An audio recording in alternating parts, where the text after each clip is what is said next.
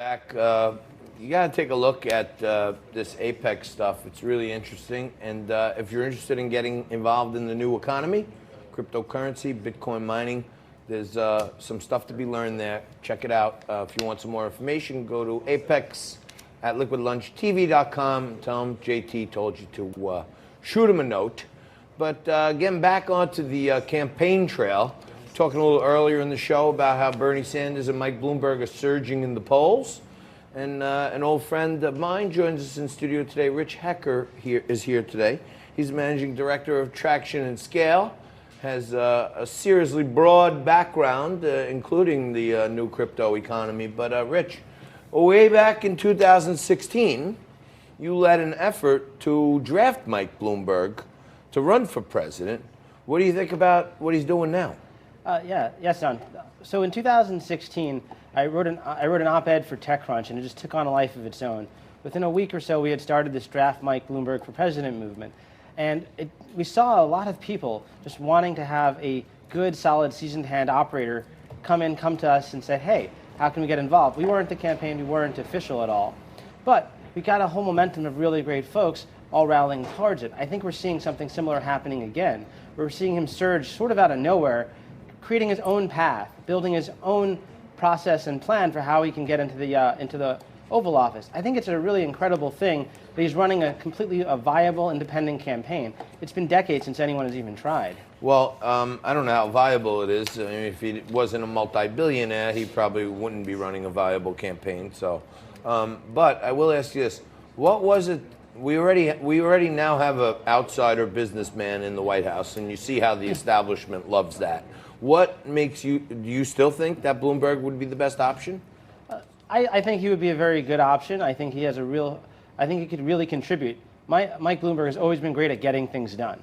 Looks at the data, finds solutions to the problems. I think it would be a very quiet and calm presidency versus right now where things are a little bit hectic and chaotic at times.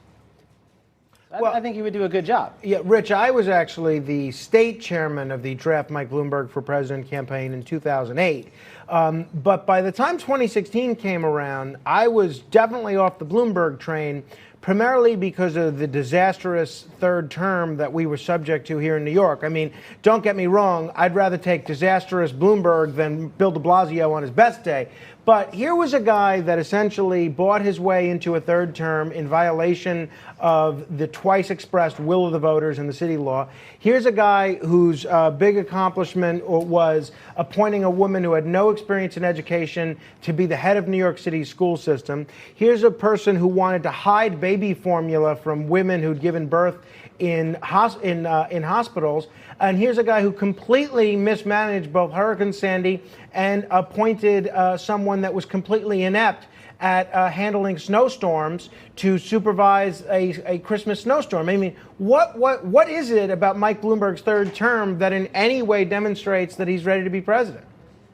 Listen, I was living in New York for most of my life. He got things done. The train, on a local level, the trains ran on time, which I think is better than what can be said of a lot of today. The streets were clean.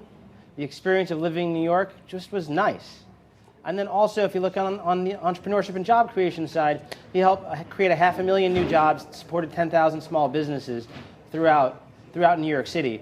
And I had saw that when I helped co-founded New York City Entrepreneur Week, which was supported by the city of New York, helped bring together thousands of startups, investors, and the whole ecosystem really coming together, and the Bloomberg administration really supported that. So I felt that on a personal level. And I'm glad that he hasn't yet apologized for his support of charter schools. He continues to be a champion for charter schools, which I'm a big believer of. But one of the things that Bloomberg was proudest of was his record on policing. That's something he was just on MSNBC with Al Sharpton apologizing for, which is the NYPD's record of stop and frisk.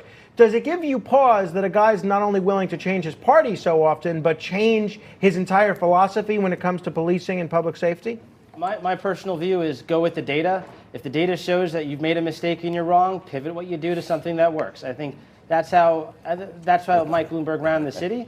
And that's my personal approach towards life. And that's why he's a Bloomberg supporter. If you're for stop and frisk when you run for president, pivot. Find a new ideology. Hey, that's good for us entrepreneurs. But when your ideology goes on the record, it's a little more difficult to continuously justify. Let me ask you about this Bloomberg proposal that has come out today where he's calling for Puerto Rico to become the 51st state. Is that a proposal that you can get behind? Honestly, I haven't thought about that, so I haven't really considered that yet. I think Puerto Rico's part of the country. It's really a question of whether the citizens there want to pay more taxes or not. Yeah, I mean, most of us don't, but I want to thank you, Rich, for coming down, taking some crossfire from Frank and I on Bloomberg. I don't think he's the greatest answer, but he's in the running right now, so we got to talk about it. Thanks, Rich Hecker. We'll have him back. We got to get your insights on crypto one of these days.